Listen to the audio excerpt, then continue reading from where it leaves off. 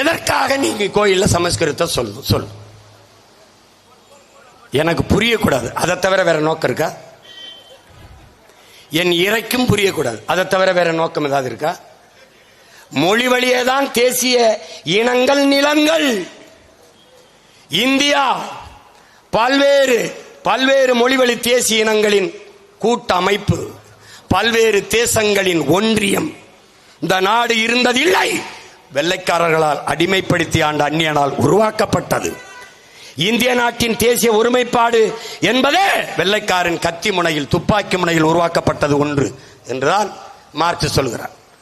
இந்தியாவின் வரலாறு என்பது என்ன? வரலாறு என்பது என்ன? அந்நியர்கள் அந்த நாட்டின் அந்நியர்களினுடைய இந்தியர் அல்லாத ஒரு அரசு எழுந்ததும் வீழ்ந்ததும் தான் இந்த நாட்டின் வரலாறு. முகலாயர்கள் எத்தனை முறை வந்தார்கள், பானிபட்டு போர் எவ்வளவு நடந்தது, இந்த மாதிரி கதைகள் தான் இங்கே வரலாறு. இவனுக்கென்று நமக்கென்று என்ன வரலாறு? ஒன்றும் இல்லை.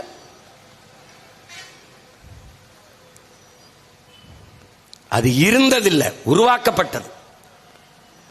அப்ப பல்வேறு மொழிவழி தேசிய இனங்களாக பிரித்து நிலங்களாக பிரிக்கிறது.